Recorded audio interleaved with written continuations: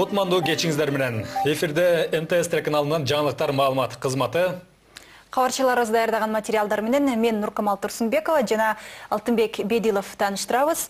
Алгач бүгүнкү чыгарылышта. Центера Голд компаниясын кошумча акция чыгарган үчүн сотко берүү керек. Республика Ата журт фракциясы маселени чечүү үчүн Центеранын жетекчилигин чакыртып сүйлөшүү зарылчылыгын билдирүүдө. Нымдуу жана суук гаражда күн кечирген мекендештер Кыргызстанга жакшы жашоо издеп келип, унаа токтотуучу жайда күн көргөн этникалык кыргыздардын үй бүлөсүнүн биринде 90 жаштагы Зейнеп апа дагы бар. Эми кезек кимде? Кече Бир Бол фракциясынан депутат Бакыт Эсенбаева кеткенден кийин парламенттеги кризис тууралуу сөздөр күч алды. Атүгүл жакында мандаты менен коштошо тургандардын аттары да айтыла баштады. Кыргызстан Алп акын Сооронбай Жусуев менен коштошууда. Маркумду акыркы сапарга узатуу зыйнаты эртең өтүп, сөөгү Бишкектеги Аларча көрүстөнүнө коюлат. Анын адабиятта калтырган көн өрбөс мурасын саналаштар эскерүүдө.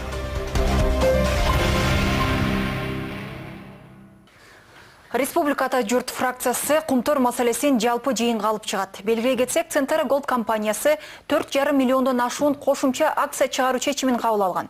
Эгер бул ишке ашса, Кыргызстандын Центерадагы үлүшү 0,6%га азайышы ыктымал.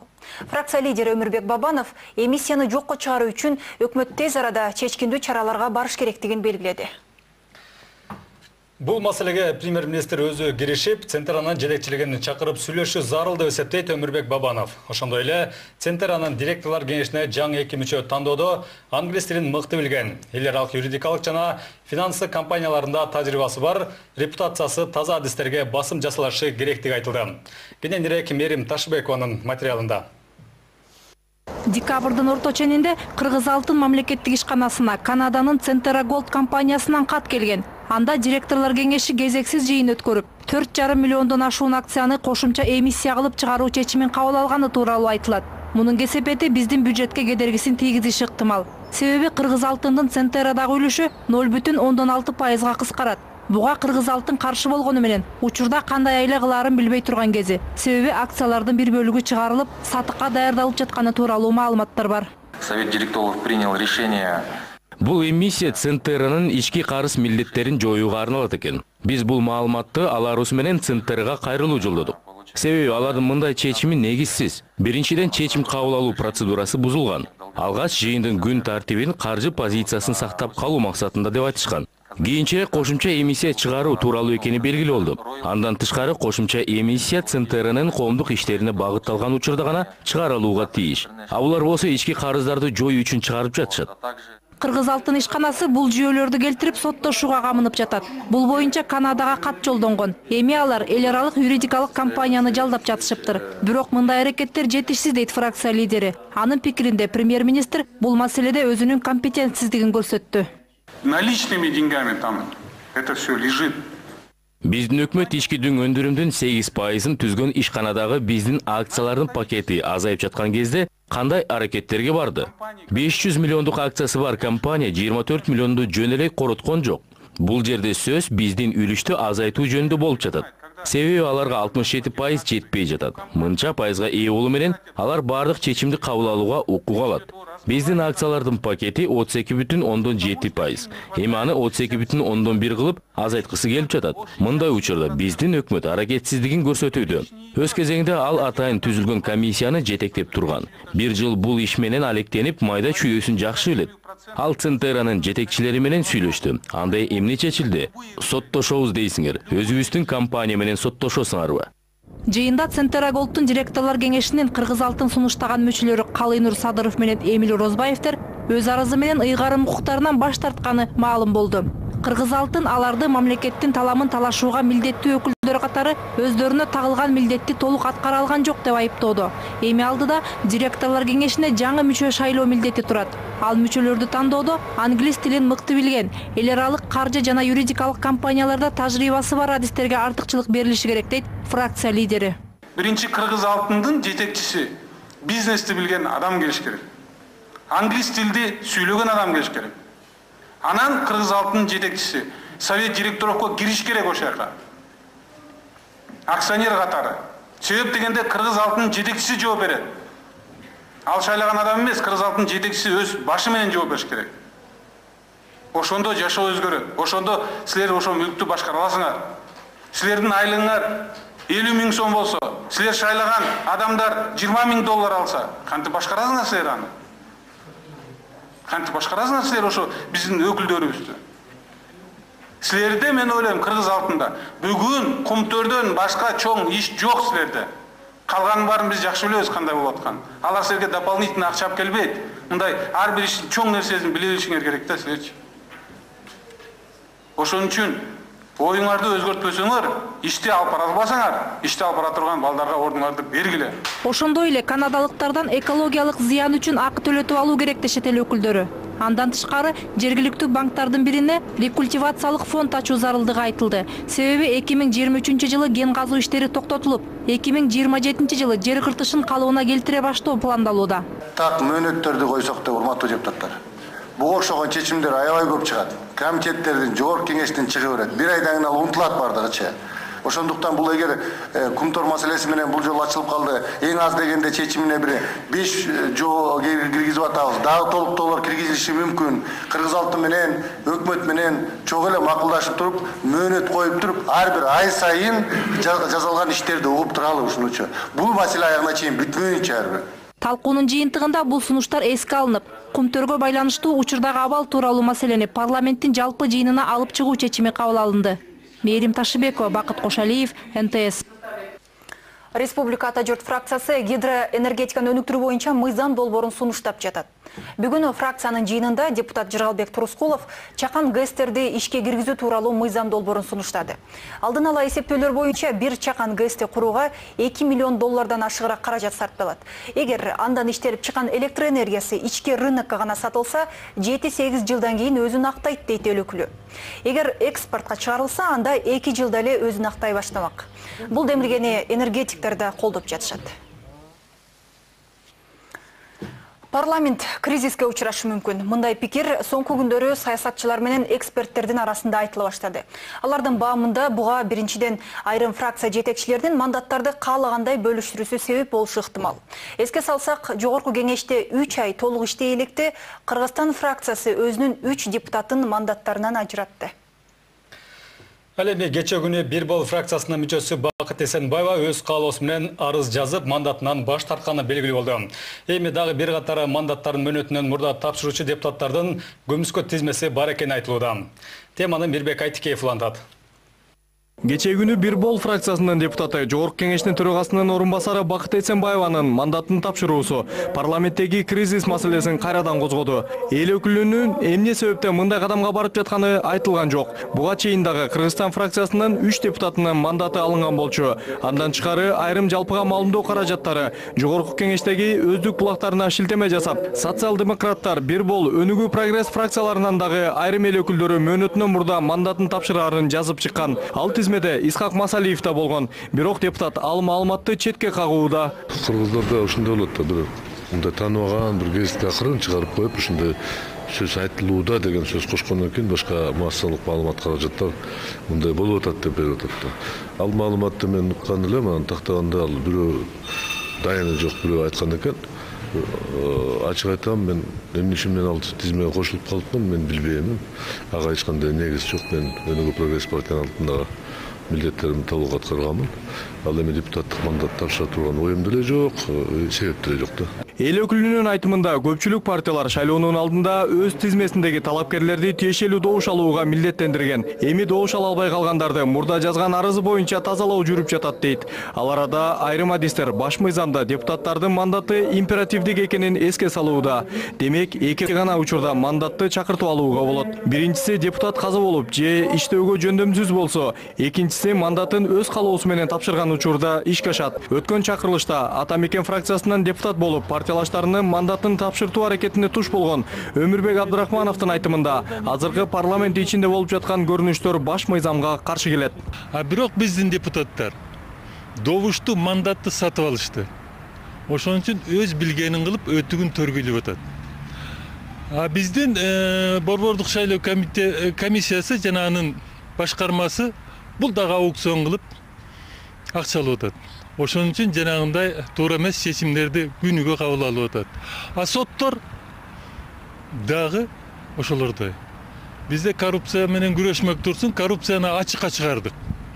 Ошон үчүн ушунун баары коррупциялык иш, конституцияны тебелемеген бул кылмыш иши болуп эсептелет. Адистердин баамында бүгүнкү көрүнүштү жөнгө салуу үчүн мыйзамдарды өзгөртүү зарыл. Эңирде талапкерлерди тандоого көңүл буруу керек. Болбосо учурда депутат болууну каалагандар мыйзам жазуу эмес, мансапты гана ойлоп калды дешет эксперттер. Причина таких разборок – коммерциализация выборов. Мандат боюнча чыр чатактар эмнеге болуп жатат? Анткени депутаттык кызмат соодага айланган. Жогорку кеңешке көпчүлүк адамдар мыйзам жазуу, элдин кызыкчылыгы үчүн эмес өзүн ойлоп келип жатышат. Эгерде кымбат билет сатса, анан билетиң бербей койсо өзүң сыйлаган жаран аны талап кылат да. Бул жерде дагы ошондой көрүнүш болуп жатат. Саясатчы болом дегендер түшүнүүсү керек. Мыйзам чыгаруу органына мыйзам жазуу үчүн келиши керек экенин. Зайнидин Курманов мындан тышкары бүгүнкү мыйзамдар өзгөртүлбөсө, мандат чырына байланышкан кризис жакын арада токтолбосун кошумчалайт. Өткөн жылдын жазында шайлоо өткөрүү депутаттардын ыйгарым укуктар боюнча жаңы эреже сунушталып, бирок бир катар талаш тартыштардан кийин артка кайтарылган болчу. Эми учурда иштеп жаткан парламент бүгүнкү тажрыйбаны эске алуу менен ага кайра кайтып келеби, аны убакыт көрсөтөт. Мирбек Айтикеев, Эрлан Кемелбеков, НТС.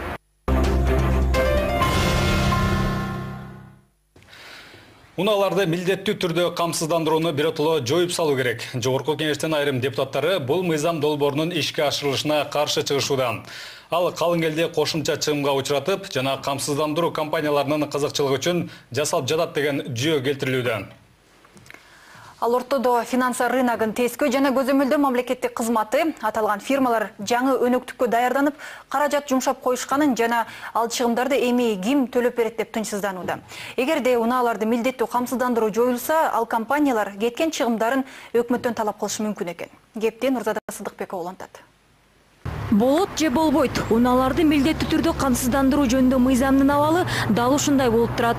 Документ 7 февралда күчүнө кирет делгени менен бүгүнкү күндө бул маселе боюнча жогорку кеңеште өкмөт да бир чечимге келе элек. Өткөндө болсо нарындагы жергиликтүү тургундардын көтөрүлүп чыгып, карапайым калктын чама-чаркы чак келбеген демилгелерди токтотуш керек деген талабы таасирин тийгизгенде болуп калган. Бирок премьер-министр Темир Сариевдин кече жакында эле жогорку кеңеште көпчүлүк коалициясынын жыйынында АСАГО тууралуу айткан кеби көпчүлүктү таң калтырып отурат. Анда өкмөт башчы унаа сатып алганга акчасы бар жарандын камсыздандырууга кантип каражаты жетпей калсын деген суроо салды. Кантип эле элдин унаа сатып алганга акчасы бар, ал эми машинасын камсыздандырганга каражат жок болсун. Бул көп деле сумма эмес го. Азыркы тапта статистика боюнча жол кырсыгына кабылгандардын 70%га жакыны келтирилген чыгымды төлөп берүү боюнча соттошуп тил табыша албай жүрүшөт. Унааларды камсыздандыруудан өткөрүү менен бул маселелерди чечүүгө болот. Мындай кенебестик 1 жыл мурда Насия алган унаасы менен азыр жүргүнчүлөрдү ташып, карызынан кутулуунун амалын издеп жүргөн Бакыт Бектеновду кыжырлантууда. Себеби бир күндө иштеп тапканды кээде күйүүчү майына гана араң жетет экен. Жубайда иштеп жардам бербегенде 2 баласын багуу кыйынга турмак дейт шаар тургуну. Асага мен азыр кийилиштин вообще кажети жок деп ойлойм. Вообще туура эмес деп. Азыр араң жашап, кылдырап жашап аткан элге тамагын эптеп таап аткан таксисттер бар. Бала чакасын багышат. Жөнүндө азыр кыйнооч болуп атат да бул. Жарандардын нааразычылыгынан улам унааларды камсыздандыруудан өткөрбөгөндөргө айып пул салууну 2018 жылдан тарта киргизүү сунушу айтылган. Ал ортодо жогорку кеңештин айрым депутаттары унааларды милдеттүү камсыздандыруунун таптакыр эле жоюп салуу боюнча мыйзам долбоорун даярдашууда. Бул документтин демилгечилери камсыздандыруу ыктыярдуу түрдө болуш керек деп эсептешет. Ошол эле убакта бул ишчинин баары жеке компаниялардын кызыкчылыгы үчүн жасалып жатат деген пикирлер да жок эмес. Бул мыйзамдын толугу менен механизм бүгүн эч кимге түшүнүксүз. Бул баягы ошол страховка жасаган компаниянын гана отурушуна багытталган да.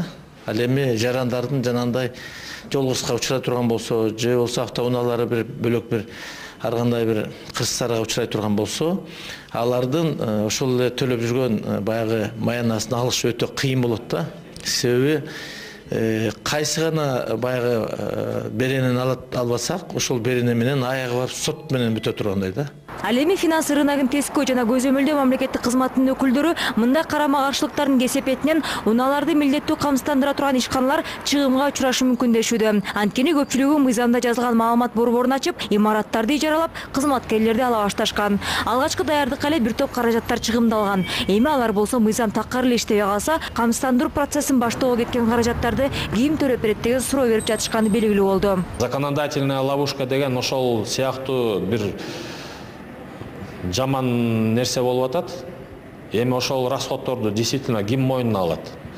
Азыр мисалы даже ошондой жаңы мыйзам менен мурунку ОСАГО мыйзамды токтотсо, же токтотпосо да, азыркы убакытта мына өкмөттүн токтому менен подзаконный актылар күчүнө кирсе, анда камсыздандыруу компаниялары орто жерде калып атат. Жакынкы күндөрү унааларды милдеттүү түрдө камсыздандырууну жоюу тууралуу депутаттардын мыйзам долбоору парламентке сунушталган турат. Эгер ал колдоо таап кетсе, анда камсыздандыруу ишканалары короткон чыгымдарын кайтарып берүү талабы менен өкмөткө кайрылыш да мүмкүн экен. Нурзада Сыдыкбекова, Александр Симонов, НТС. Жакшы жашоо издеп келип, гаражда жашаган этникалык кыргыздар. Тажикстандын Мургап районунан көчүп келген кандаштарыбыздын арасындагы 90 жаштагы Зейнеп апа небереси менен алдынан да үстүнөн да сыз өткөн унаа токтотуучу жайда жашашат. Өзгөчө кыштын күндөрү отун көмүр жок, абалдары өтө эле кыйын болууда. Зейнеп ападан тышкары дагы 8 үй бүлө да ушундай шартта күн көрүп келишет. Бир гаражды 2ден үй бүлө ижарага алып жашап келишет. Айрымдары эле базарларда араба түртүп, ажатканалардын полун жууп, күнүмдүк нанын тапканы болбосо, көпчүлүгү жумушсуз. Мекенине жакшы жашоону үмүт кылып келген мургаптык кыргыздардын жашоо шарты тууралуу Гүлжан Алтымышбаеванын материалы. Казанда көз кайнап жатса экен, бул карточка куурма. 90 жаштагы Зейнеп эне менен небересинин жашаган бөлмөсү болгону 5,5 чарчы метрди түзөт. Тар болгондуктан карыя казан асылган мешин бөлмөнүн так ортосуна коюп алган. Биз барганда картошка кайнатып отуруптур. Башка тамакка азык-түлүк жок. Ушул болсо да ачка калбай отурганыбызга шүгүр дейт. Анткени 21 жаштагы небереси Манас жумушсуз. Өзү 4000 сом пенсия алат. Бул акчаны үй бүлө гараждын ижара акысы, электр энергиясы, көмүр жана азык-түлүккө эптеп жеткирип, өлбөстүн күнүн көрүп кыйналып келишет экен. Bilgeri biz mal bağıp, sakman kılıp, töl alıp, şaltaktap, kırda şunday azap menen kalkozun ovağında işti köp kılgan biz. Oğa biz kağız alıp biz. O soy istezele manday bolu böyle yokup ketmedi mi? Anan isteme iş kılgan yoksun dep, 4000'e pensiyaga çıkarıp koygun. Oşo işleme olboyt eken. Бул жердеги катар тизилген гараждарда Мургаптан келген 8 үй бүлө жашайт. Бир унаа токтотуучу жайды 2ге бөлүп батир кылып алышкан. Ар бирине айына 1000 сомдон төлөшөт. Дубалдары бетондон, чатыры карагагас болгондуктан суу тамчылап сүзөт өтүп турат. Жашоо шарты оор, жакшыраак жайга көчүүгө чама-чарктары чак келбейт. Бардыгы кайрылман программасы боюнча Кыргызстандын жарандыгын алышкан. Бирок баары бир жумушка орношо алышпай жүрүшөт. Туалетте иштейт, мына жакта эчебиз. Калгандары дагы аяк биякта иштейт, тиричилиги кытыратып атат жептеп.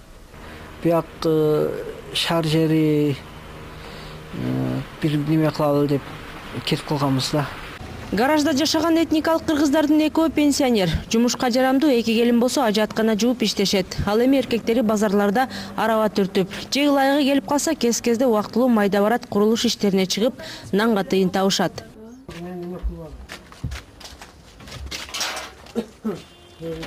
Ош шаарына бул үй бүлөлөр 2008-жылы Тажикстандан көчүп келишкен. Ал жактан кетүүсүнүн себеби улуттук азчылыктарга мамиле болгон. Мындан улам өздөрүнүн тарыхый мекенине жакшы жашоодон үмүт кылып ооп келишкен. Тажиктар калбай эле Мургапка келип жатат. Отун суудан кыйналдык, малыбыз түгөдү, пулубуз түгөдү, илгериги. Үйдөрүбүз калды, эшигибиздин астында мебелүү дарак жок.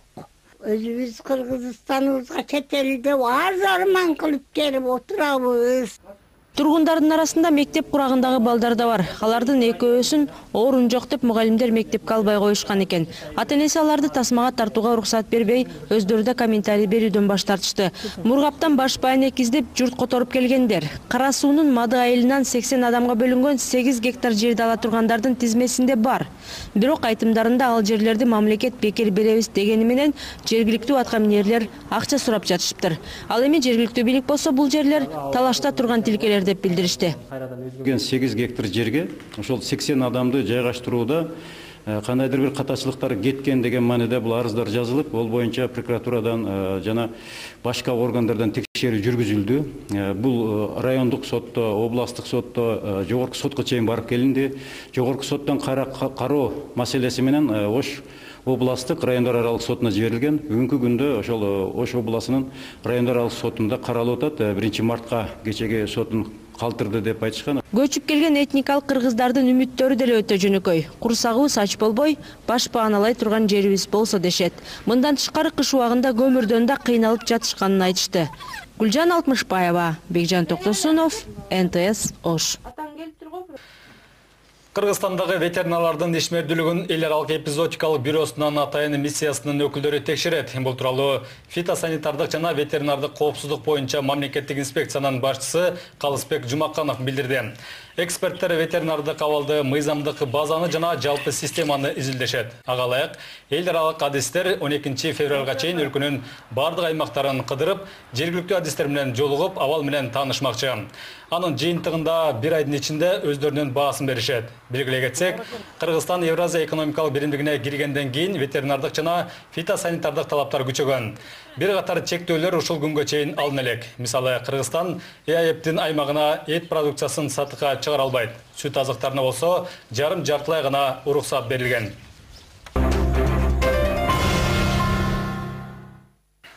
Кыргыз эли Алпакын Сооронбай Жусуев менен коштошууда. Маркумду акыркы сапарга узатуу зыйнаты эртең улуттук филармонияда өтүп, сөөгү Бишкектеги аларча көрүстөнүнө коюлат.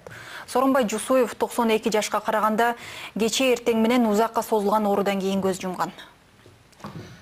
Залкар калемгер элине 50дөн ашык китептен турган чыгармачылык мурасын калтырып кетти. Анын 300гө жакындырына уун жазылган. Былтыр 90 жылдык мааракеси өтүп, анда Сооронбай Жусуев 11 томдук китебин басып чыгарткан. Ал өмүрүнүн акыркы мүнөттөрүнө чейин колунан калемин түшүргөн жок дешет саналаштары. Кыргыз адабиятынын классиги тууралуу кийинки сюжет.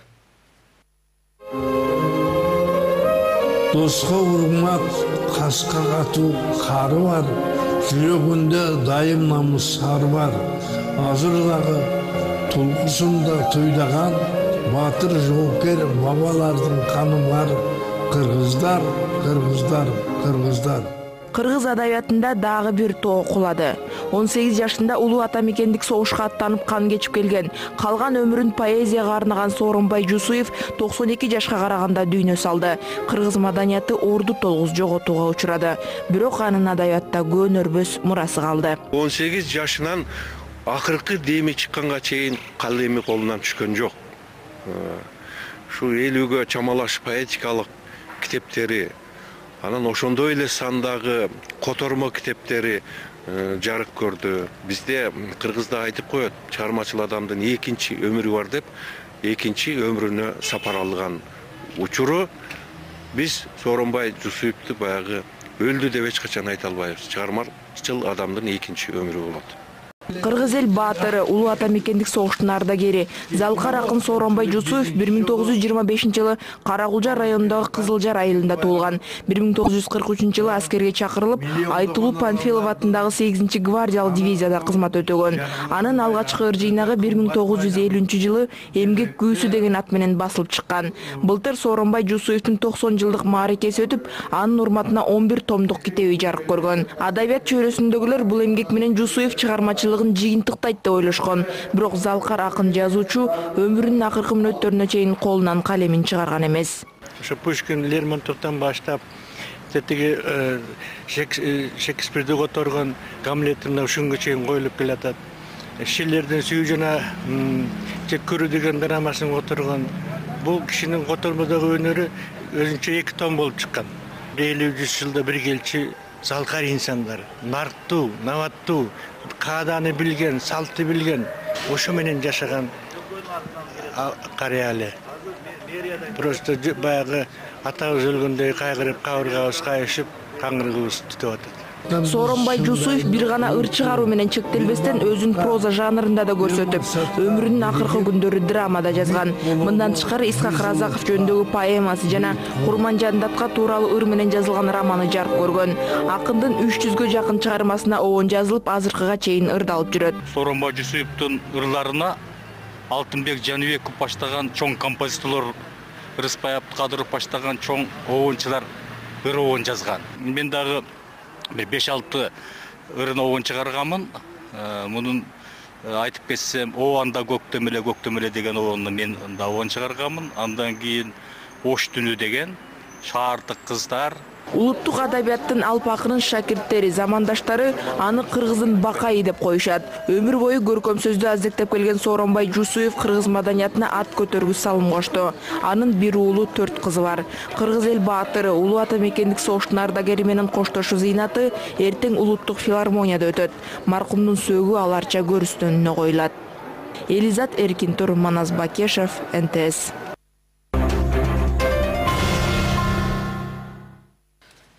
Быйыл Бразилияда өтүүчү Олимпиадага азырынча Кыргызстан болгону 4 лицензияга ээ болду. Бирок мамлекеттик спорт агенттиги 2 ай ичинде дагы 8 жолдомо алабыз деп үмүттөнүүдө. Ошол эле убакта 2012-жылдан бери 4 эле жолдомого ээ болгонубузду эске алганда, 2 айда кыргыз спортчулары 8 жолдомо аларынан шек санагандар да бар. Эскерте кетсек, Олимп оюндарынын башталышына 7 ай калды. Анда Кыргызстандын намысын күрөш боюнча 1 балбаныбыз, ал эми жеңил атлетика боюнча 3 кызыбыз коргомокчу. Олимпиадага спортчулардын даярдыгы кандай болууда, кийинки материалдан көрүңүздөр.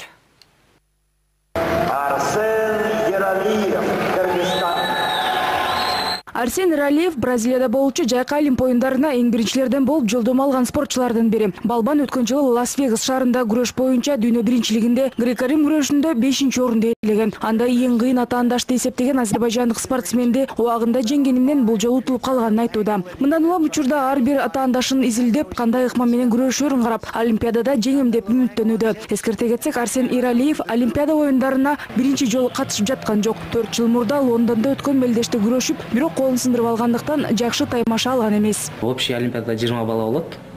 Ошолордун бардыгын мен изучать этип барыш керекмин да.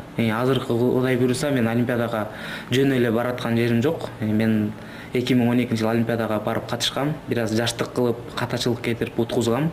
Эми андай катачылык кетирбейин деп, колдон келишинче күч аракетимди жумшап атам. Кудай буйруса медаль алам деген жакшы үмүтүм бар. 59 килограмм салмакта күч сынашкан спортчу учурда Олимпиадага кызуу даярданууда. Күнүнө 3 маал машыгат. Тренери убагында 2008-жылы Пекин Олимпиадасында күмүш медальга татыган Канат Бигалиев. Ал тарбиялануучусу Турция, Грузия сыяктуу мамлекеттерге машыгууга барып даярданып жатканын айтат. Учурда Казакстанга барып даярдык көрүп келүүнү да пландаштырып жатыптыр. Арсен үчүн 5-6 бала бар. Аябай баягы орусча айтканда грозный соперниктери 5-6 эле деп ойлойм. Анын калгандарын 100% десем дагы бир 80-90% утабыз калгандарын. Ошол күчтүү атаандаштарына биз азыр ошолорго каршы ыкмаларды үйрөнүп, ошо мен тренировка кылып жатабыз. Белгилей кетүүчү жагдай күрөш 2020-жылкы Олимп оюндарында болбой турганы айтылган. Андай болсо күрөштөн аты чыгып келе жаткан Кыргызстан Олимпиадада байгеден кур каларын адистер айтып чыгышкан эле. Бирок спорт агенттиги учурда күрөштүн эрежеси өзгөргөн. Мындан улам тизмеден чыгарылбайт деп ишендирүүдө. Күрөш федерациясынын жетекчилиги да өзгөрдү. Алар абдан көптөгөн иштер жүргүзүп атат. Мисалы, азыркы кезде ал жөнүндө сөз да болбой калды. Мурда болгон, мындан бир 4 жыл мурун, азыр ал жөнүндө сөз да жок. Мен толук ишенем, күрөш такай олимпиадалык оюндардын курамында калат деп. Учурда лицензияга ээ болгон Арсен Иралиевден башка жеңил атлетикадан Дарья Маслова, Юлия Андреева, Мария Карибицкая Олимпиадага жолдомо утушкан. Алар Рио-де-Жанейрода өтө турган Олимп оюндарына даярдык көрүп, ар кайсы өлкөдө машыгууда. Ошондой эле 15-чи паралимпиадалык оюндарга 2 жолдомону пауэрлифтинг боюнча Эсенкалиев менен Жыргал Орозбаевдер камсыздаган. Мындан сырткары 2 ай ичинде 35 лицензия үчүн спорттун 13 түрү боюнча мелдешүү болот. Анда кыргызстандык спортчулар дагы 8 лицензия алуусу күтүлүүдө. Эскерте кетсек, Бразилиянын Рио-де-Жанейро шаарында болуучу 31 жайкы Олимп оюндары 5 августтан 21 августка чейин өтөт. Рахат Жаныбекова, Владимир Кубалдиев, НТС.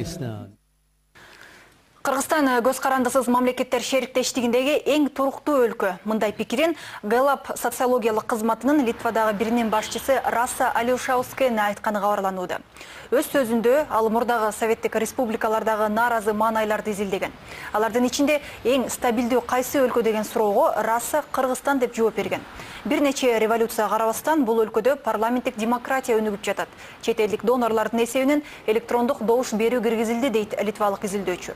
Борбордук Азиянын калган өлкөлөрүндө алардын азыркы башчылары кеткенден кийин абал кандай өнүгөт түшүнүксүз. Эң начар кырдаал Молдовада болот дейт Гэллап компаниясынын өкүлү. Балким бул изилдөөнүн жыйынтыгы менен макул болбогон жарандар да бар. Суу куюлган чөйчөктөгүдөй эле кээ бирлер аны жартылай толтурулган көрсө, кээ бирлер үчүн ал жартылай бөксө. Балким бул болсо да демократия. А биздин чыгарылыш мына ушуну менен соңуна чыкты. Алдыдагы дем алыш күнүңүздөр ийгиликтүү өтсүн. Кайрадан эфир аркылуу көрүшкөнчө аман туруңуздар. Кутмандуу кечиңиздер менен эфирде МТС телеканалынын жаңылыктар маалымат кызматы. Кабарчыларыбыз даярдаган материалдар менен мен Нуркамал Турсунбекова жана Алтынбек Бедилов тааныштырабыз. Алгач бүгүнкү чыгарылышта. Центра Голд компаниясын кошумча акция чыгарган үчүн сотко берүү керек. Республика Ата журт фракциясы маселени чечүү үчүн Центранын жетекчилигин чакыртып сүйлөшүү зарылчылыгын билдирүүдө. Нымдуу жана суук гаражда күн кечирген мекендештер Кыргызстанга жакшы жашоо издеп келип, унаа токтотуучу жайда күн көргөн этникалык кыргыздардын үй бүлөсүнүн биринде 90 жаштагы Зейнеп апа дагы бар. Эми кезек кимде? Кече бир бол фракциясынан депутат Бакыт Эсенбаева кеткенден кийин парламенттеги кризис тууралуу сөздөр күч алды. Атүгүл жакында мандаты менен коштошо тургандардын аттары да айтыла баштады. Кыргызстан Алп акын Сооронбай Жусуев менен коштошууда. Маркумду акыркы сапарга узатуу зыйнаты эртең өтүп, сөөгү Бишкектеги аларча көрүстөнүнө коюлат. Анын адабиятта калтырган көнөрбөс мурасын саналаштар эскерүүдө.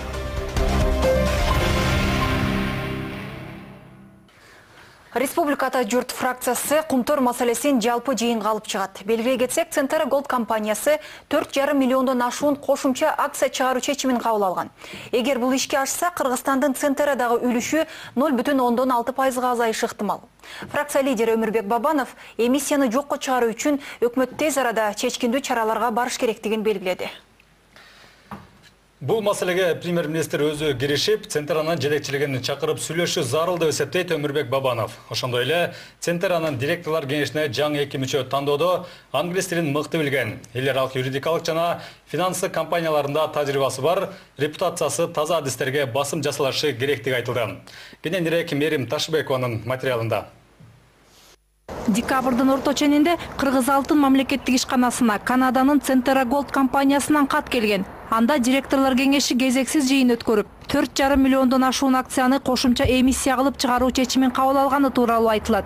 Мунун кесепети биздин бюджетке кедергисин тийгизиши ыктымал. Себеби Кыргыз Алтындын Центрадагы үлүшү 0,6%га кыскарат. Буга Кыргыз Алтын каршы болгону менен учурда кандай айла кылаарын билбей турган кези. Себеби акциялардын бир бөлүгү чыгарылып, сатыкка даярдалып жатканы тууралуу маалыматтар бар. Совет директоров принял решение. Бул эмиссия Центранын ички карыз милдеттерин жоюуга арналат экен. Биз бул маалыматты аларыбыз менен Центрга кайрылуу жолдодук. Себеби алардын мындай чечими негизсиз. Биринчиден чечим кабыл алуу процедурасы бузулган. Алгач жыйындын күн тартибин каржы позициясын сактап калуу максатында деп айтышкан. Кийинчерээк кошумча эмиссия чыгаруу тууралуу экени белгилүү болду. Андан тышкары кошумча эмиссия Центранын коомдук иштерине багытталган учурда гана чыгарылууга тийиш. Алар болсо ички карыздарды жоюу үчүн чыгарып жатышат. Кыргыз Алтын ишканасы бул жүйөлөрдү келтирип соттошууга камынып жатат. Бул боюнча Канадага кат жолдонгон. Эми алар эл аралык юридикалык компанияны жалдап жатышыптыр. Бирок мындай аракеттер жетишсиз дейт фракция лидери. Анын пикиринде премьер-министр бул маселеде өзүнүн компетентсиздигин көрсөттү. Наличными деньгами там это все лежит. Биздин өкмөт ички дүң өндүрүмдүн 8%-ын түзгөн ишканадагы биздин акциялардын пакети азайып жаткан кезде кандай аракеттерге барды? 500 миллиондук акциясы бар компания 24 миллионду жөн эле короткон жок. Бул жерде сөз биздин үлүштү азайтуу жөнүндө болуп жатат. Себеби аларга 67% жетпей жатат. Мынча пайызга ээ болуу менен алар бардык чечимди кабыл алууга укук алат. Биздин акциялардын пакети 32,7%. Эми аны 32,1 кылып азайткысы келип жатат. Мындай учурда биздин өкмөт аракетсиздигин көрсөтүүдө. Өз кезегинде ал атайын түзүлгөн комиссияны жетектеп турган. Бир жыл бул иш менен алектенип, майда чүйдөсүн жакшы билет. Ал Центеранын жетекчилери менен сүйлөштү. Андай эмне чечилди? Соттошобуз дейсиңер. Өзүбүздүн компания менен соттошосуңарбы? Жыйында Центера Голдтун директорлор кеңешинин Кыргыз алтын сунуштаган мүчөлөрү Калыйнур Садыров менен Эмиль Розбаевтер өз арызы менен ыйгарым укуктарынан баш тартканы маалым болду. Кыргыз алтын аларды мамлекеттин таламын талашууга милдеттүү өкүлдөр катары өздөрүнө тагылган милдетти толук аткара алган жок деп айыптоодо. Эми алдыда директорлор кеңешине жаңы мүчө шайлоо милдети турат. Ал мүчөлөрдү тандоодо англис тилин мыкты билген, эл аралык каржы жана юридикалык компанияларда тажрыйбасы бар адистерге артыкчылык берилиши керек дейт фракция лидери. Биринчи Кыргыз алтындын жетекчиси бизнести билген адам келиш керек. Англис тилди сүйлөгөн адам келиш керек. Анан Кыргыз алтынын жетекчиси берүүдөн баш тартышты. Мургаптан баш байын экиздеп журт которуп келгендер. Кара суунун Мады айылынан 80 адамга бөлүнгөн 8 гектар жерди ала тургандардын тизмесинде бар. Бирок айтымдарында ал жерлерди мамлекет бекер беребиз дегени менен жергиликтүү аткаминерлер акча сурап жатышыптыр. Ал эми жергиликтүү бийлик болсо бул жерлер талашта турган тилкелер деп билдиришти. 8 гектар жерге ошол 80 адамды жайгаштырууда кандайдыр бир катачылыктар кеткен деген мааниде бул арыздар жазылып, ол боюнча прокуратурадан жана башка органдардан текшерүү жүргүзүлдү. Бул райондук сотто, областтык сотто, жогорку сотко чейин барып келинди. Жогорку соттон кароо маселеси менен Ош областтык райондар аралык сотуна жиберилген. Бүгүнкү күндө ошол Ош областынын райондар аралык сотунда каралып атат. 1-мартка кечеги сотун калтырды деп айтышкан. Көчүп келген этникалык кыргыздардын үмүттөрү деле өтө жөнөкөй. Курсагыбыз ач болбой, баш бааналай турган жерибиз болсо дешет. Мындан тышкары кыш убагында көмүрдөн да кыйналып жатышканын айтышты. Гүлжан Алтмышбаева, Бекжан Токтосунов, НТС Ош. Кыргызстандагы ветеринарлардын ишмердүүлүгүн эл аралык эпизоотикалык бюросунун атайын миссиясынын өкүлдөрү текшерет. Бул тууралуу фитосанитардык жана ветеринардык коопсуздук боюнча мамлекеттик инспекциянын башчысы Калысбек Жумаканов билдирди. Эксперттер ветеринардык абалды, мыйзамдык базаны жана жалпы системаны изилдешет. Ага ылайык эл аралык адистер 12 февралга чейин өлкөнүн бардык аймактарын кыдырып, жергиликтүү адистер менен жолугуп, абал менен таанышмакчы. Анын жыйынтыгында бир айдын ичинде өздөрүнүн баасын беришет. Белгилей кетсек, Кыргызстан Евразия экономикалык биримдигине киргенден кийин ветеринардык жана фитосанитардык талаптар күчөгөн. Бир катар чектөөлөр ушул күнгө чейин алына элек. Мисалы, Кыргызстан ЭАЭПтин аймагына эт продукциясын сатыкка чыгара албайт. Сүт азыктарына болсо жарым-жартылай гана уруксат берилген.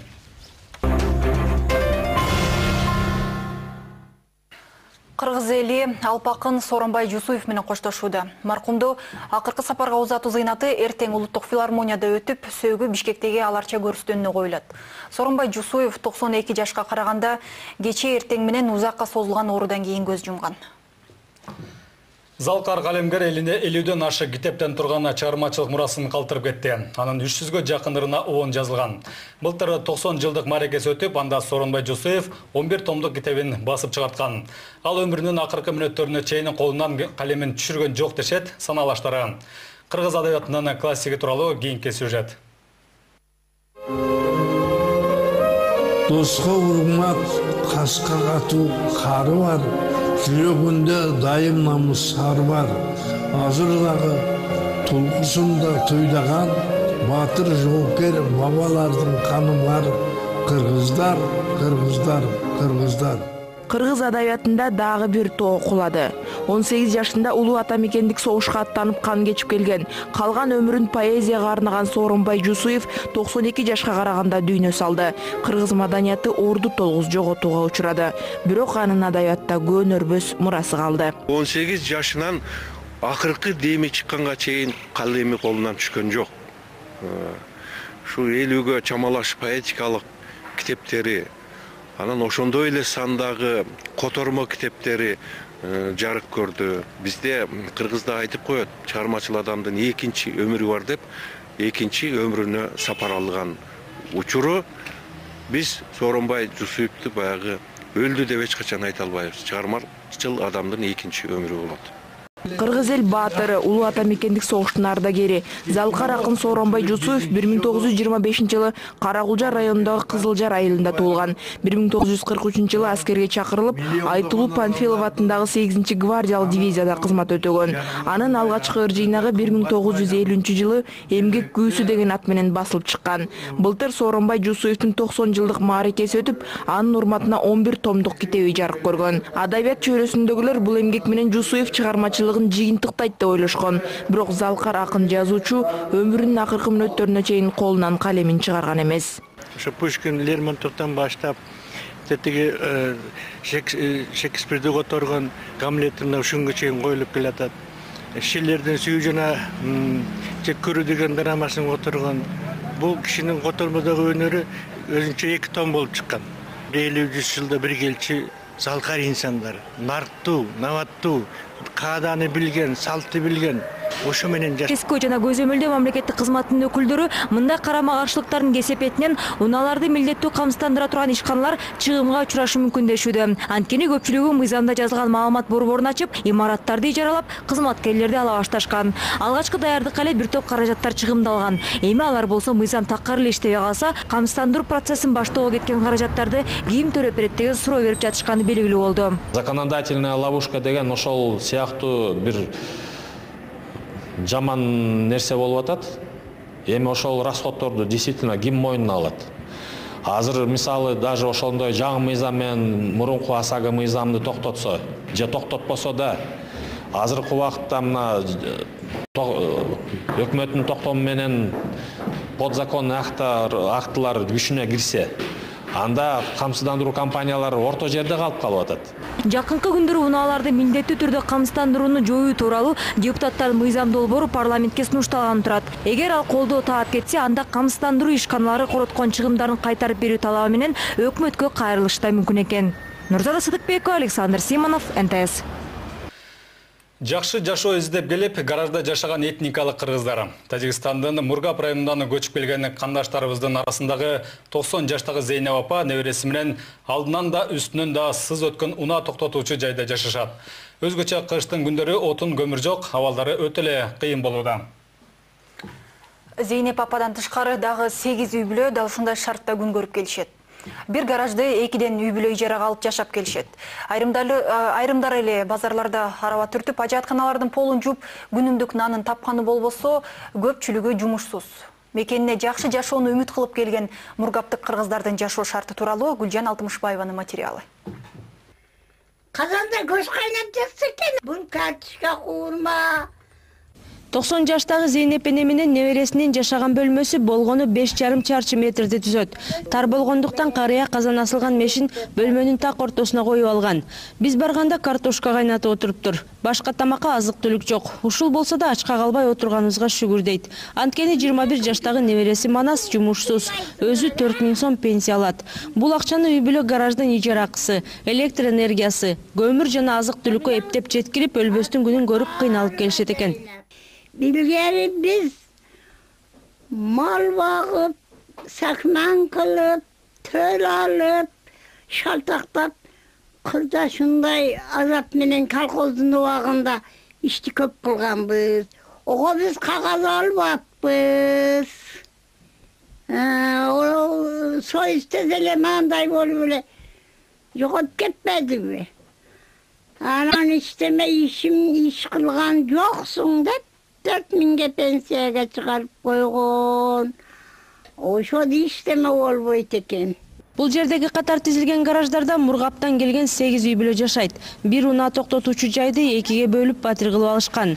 Ар бирине айына 1000 сомдон төлөшөт. Дубалдары бетондон, чатыры карагагас болгондуктан суу тамчылап сүзөт өтүп турат. Жашоо шарты оор, жакшыраак жайга көчүүгө чама-чарктары чак келбейт. Бардыгы кайрылман программасы боюнча Кыргызстандын жарандыгын алышкан. Бирок баары бир жумушка орношо алышпай жүрүшөт. Туалетте иштейт, мына жакта эчебиз. Калгандары дагы аяк бuyakta иштейт, тиричилиги кытыратып атат деп. Буяк шаар жери бир неме кылалы деп кетип калганбыз да. Гаражда жашаган этникалык кыргыздардын экөө пенсионер. Жумушка жарамдуу эки келин болсо ажаткана жууп иштешет. Ал эми эркектери базарларда араба түртүп, же ылайыгы келип калса кез-кезде убактылуу майда барат курулуш иштерине чыгып, нанга тыйын табышат.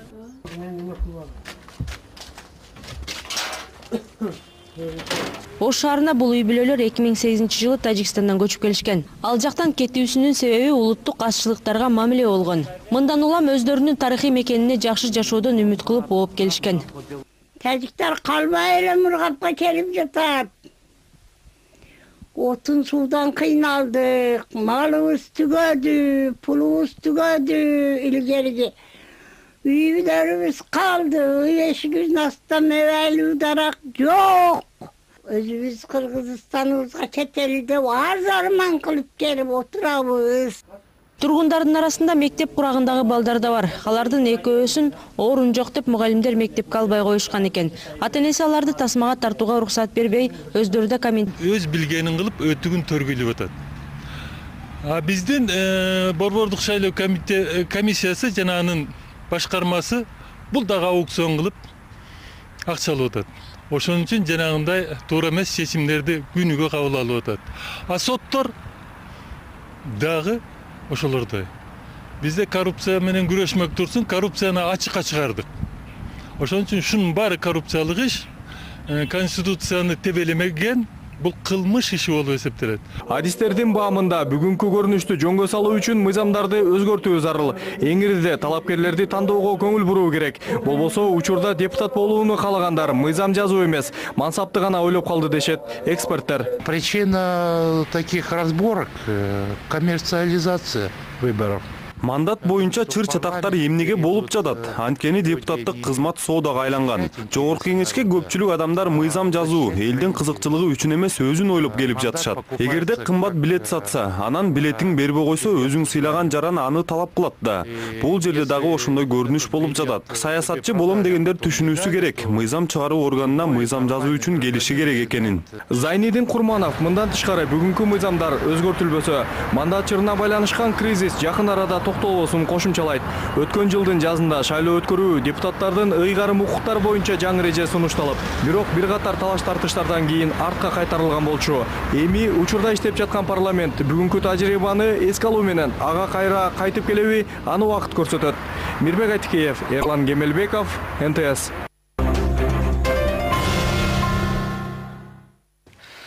Унааларды милдеттүү түрдө камсыздандырууну биротоло жоюп салуу керек. Жогорку кеңештин айрым депутаттары бул мыйзам долбоорунун ишке ашырылышына каршы чыгышууда. Ал калың элди кошумча чыгымга учуратып, жана камсыздандыруу компанияларынын кызыкчылыгы үчүн жасалып жатат деген жүйө келтирилүүдө. Ал ортодо финансы рыногун тескөө жана көзөмөлдөө мамлекеттик кызматы аталган фирмалар жаңы өнөктүккө даярданып, каражат жумшап коюшканын жана ал чыгымдарды эми ким төлөп берет деп тынчсызданууда. Эгерде унааларды милдеттүү камсыздандыруу жоюлса, ал компаниялар кеткен чыгымдарын өкмөттөн талап кылышы мүмкүн экен. Кепти Нурзада Сыдыкбекова улантат. Болот же болбойт. Унааларды милдеттүү түрдө камсыздандыруу жөнүндө мыйзамдын абалы дал ушундай болуп турат. Документ 7 февралда күчүнө кирет делгени менен бүгүнкү күндө бул маселе боюнча жогорку кеңеш да, өкмөт да бир чечимге келе элек. Өткөндө болсо нарындагы жергиликтүү тургундардын көтөрүлүп чыгып, карапайым калктын чама-чаркы чак келбеген демилгелерди токтотуш керек деген талабы таасирин тийгизгенде болуп калган. Бирок премьер-министр Тимир Сариевдин кече жакында эле жогорку кеңеште көпчүлүк коалициясынын жыйынында АСАГО тууралуу айткан кеби көпчүлүктү таң калтырып отурат. Анда өкмөт башчы унаа сатып алганга акчасы бар жарандын камсыздандырууга канчып каражаты жетпей калсын деген суроо салды. Кантип эле элдин унаа сатып алганга акчасы бар, ал эми машинасын камсыздандырганга каражат жок болсун. Бул көп деле сумма эмес го. Азыркы тапта статистика боюнча жол кырсыгына кабылгандардын 70%га жакыны келтирилген чыгымды төлөп берүү боюнча соттошуп тил табыша албай жүрүшөт. Унааларды камсыздандыруудан өткөрүү менен бул маселелерди чечүүгө болот. Мындай кенебестик 1 жыл мурда несие алган унаасы менен азыр жүргүнчүлөрдү ташып, карызынан кутулуунун амалын издеп жүргөн Бакыт Бектеновду кыжырлантууда. Себеби бир күндө иштеп тапканды кээде күйүүчү майына гана араң жетет экен. Жубайда иштеп жардам бербегенде 2 баласын багуу кыйынга турмак дейт шаар тургуну. АСАГа мен азыр кийлиштин вообще кажети жок деп ойлойм. Вообще туура эмес деп. Азыр араң жашап, кылдырап жашап аткан элге тамагын эптеп таап аткан таксисттер бар. Бала чакасын багышат. Жөн эле азыр кыйнооч болуп атат да бул.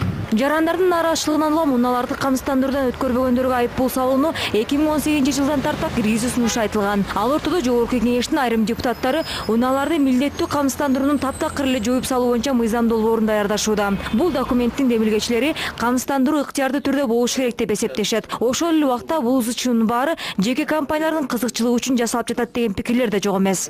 Бул мыйзамдын толугу менен механизм бүгүн эч кимге түшүнүксүз. Бул баягы ошол страховка жасаган компаниянын гана отурушуна багытталган да. Ал эми жарандардын жанагындай жолгузга учурай турган болсо, же болсо автоунаалары бир бөлөк бир ар кандай бир кырсыздарга учурай турган болсо, алардын ошол эле төлөп жүргөн баягы маянасын алыш өтө кыйын болот да. Себеби кайсы гана баягы беренени албасак, ошол берене менен аягы барып сот менен бүтө тургандай да. Ал эми финанс рыногун директоровко кириш керек ошол жака. Акционер катары. Себеп дегенде Кыргыз Алтынын жетекчиси жооп берет. Ал шайлаган адам эмес, Кыргыз Алтынын жетекчиси өз башы менен жооп бериш керек. Ошондо жашоо өзгөрөт. Ошондо силер ошол мүлктү башкара аласыңар. Силердин айлыгыңар 50 000 сом болсо, силер шайлаган адамдар 20 000 доллар алса, кантип башкарасыңар силер аны? Кантип башкарасыңар силер ошо биздин өкүлдөрүбүздү? Силерде мен ойлойм Кыргыз Алтында бүгүн кумтөрдөн башка чоң иш жок силерде. Калганын баарын биз жакшы билебиз кандай болуп аткан. Алар силерге дополнительно акча алып келбейт. Мындай ар бир иштин чоң нерсесин биле билишиңер керек да силерчи. Ошон үчүн оюңарды өзгөртпөсөңөр, ишти алып бара албасаңар, ишти алып бара турган балдарга ордуңарды бергиле. Ошондой эле канадалыктардан экологиялык зыян үчүн акы төлөтүп алуу керек дешет эл өкүлдөрү. Андан тышкары жергиликтүү банктардын бирине рекультивациялык фонд ачуу зарылдыгы айтылды. Себеби 2023 жылы ген казуу иштери токтотулуп, 2027 жылы жер кыртышын калыбына келтире баштоо пландалууда. Так мөөнөттөрдү койсок да, урматтуу депутаттар. Буга окшогон чечимдер аябай көп чыгат. Комитеттердин, Жогорку Кеңештин чыгып берет. Бир айдан кийин унутулат бардыгычы. Ошондуктан бул эгер кумтор маселеси менен бул жолу ачылып калды, эң аз дегенде чечимине бир 5 жол киргизип атабыз. Дагы толуктоолор киргизилиши мүмкүн. Кыргыз Алтын менен, өкмөт менен чоң эле макулдашып туруп, мөөнөт коюп туруп, ар бир ай сайын жасалган иштерди угуп туралы ушунучу. Бул маселе аягына чейин бүтмөйүнчө ар бир. Талкуунун жыйынтыгында бул сунуштар эске алынып, кумтөргө байланыштуу учурдагы абал тууралуу маселени парламенттин жалпы жыйынына алып чыгуу чечими кабыл алынды. Мээрим Ташыбекова, Бакыт Кошалиев, НТС. Республиката журт фракциясы гидроэнергетиканы өнүктүрүү боюнча мыйзам долбоорун сунуштап жатат. Бүгүн фракциянын жыйынында депутат Жыргалбек Турускулов чакан ГЭСтерди ишке киргизүү тууралуу мыйзам долбоорун сунуштады. Алдын ала эсептөөлөр боюнча бир чакан ГЭСти курууга 2 миллион доллардан ашыгыраак каражат сарпталат. Эгер андан иштелип чыккан электр энергиясы ички рынокко гана сатылса, 7-8 жылдан кийин өзүн актайт дейт эл өкүлү. Эгер экспортко чыгарылса, анда 2 жылда эле өзүн актай баштамак. Бул демилгени энергетиктер да колдоп жатышат. Парламент кризиске учурашы мүмкүн. Мындай пикир соңку күндөрү саясатчылар менен эксперттердин арасында айтыла баштады. Алардын баамында буга биринчиден айрым фракция жетекчилеринин мандаттарды каалагандай бөлүштүрүүсү себеп болушу ыктымал. Эске салсак, Жогорку Кеңеште 3 ай толук иштей электе Кыргызстан фракциясы өзүнүн 3 депутатын мандаттарынан ажыратты. Ал эми кече күнү Бир Бол фракциясынын мүчөсү Бакыт Эсенбаева өз каалоосу менен арыз жазып, мандатынан баш тартканы белгилүү болду. Эми дагы бир катар мандаттарын мөөнөтүнөн мурда тапшыруучу депутаттардын көмүскө тизмеси бар экени айтылууда. Теманы Мирбек Айтикеев улантат. Кече күнү Бир Бол фракциясынын депутаты Жогорку Кеңештин төрагасынын орун басары Бакыт Эсенбаеванын мандатын тапшыруусу парламенттеги кризис маселесин кайрадан козгоду. Эл өкүлүнүн эмне себептен мындай кадамга барып жатканы айтылган жок. Буга чейин дагы Кыргызстан фракциясынын 3 депутатынын мандаты алынган болчу. Андан тышкары айрым жалпыга маалымдоо каражаттары Жогорку Кеңештеги өздүк булактарына шилтеме жасап, социал-демократтар, Бир Бол, Өнүгүү прогресс фракцияларынан дагы айрым эл өкүлдөрү мөөнөтүнөн мурда мандатын тапшыраарын жазып чыккан. Ал Исхак Масалиев да болгон. Бирок депутат ал маалыматты четке кагууда. Кыргыздарда ушундай болот да, бир мындай тааныбаган бир гезитке акырын чыгарып коюп, ушундай сөз айтылууда деген сөз кошкондон кийин башка массалык маалымат каражаттар мындай болуп атат деп берип атат да. Ал маалыматты мен уккан элем, анан тактаганда ал бирөө дайыны жок бирөө айткан экен. Ачык айтам, мен эмне үчүн мен ал тизмеге кошулуп калыпмын, мен билбейм. Ага эч кандай негиз жок. Мен Өнүгүү прогресс партиянын алдындагы милдеттеримди толук аткарганмын. Ал эми депутаттык мандат тапшыра турган оюм деле жок, себеп деле жок да. Эл өкүлүнүн айтымында көпчүлүк партиялар шайлоонун алдында өз тизмесиндеги талапкерлерди тиешелүү добуш алууга милдеттендирген. Эми добуш ала албай калгандарды мурда жазган арызы боюнча тазалоо жүрүп жатат дейт. Ал арада айрым адистер баш мыйзамда депутаттардын мандаты императивдик экенин эске салууда.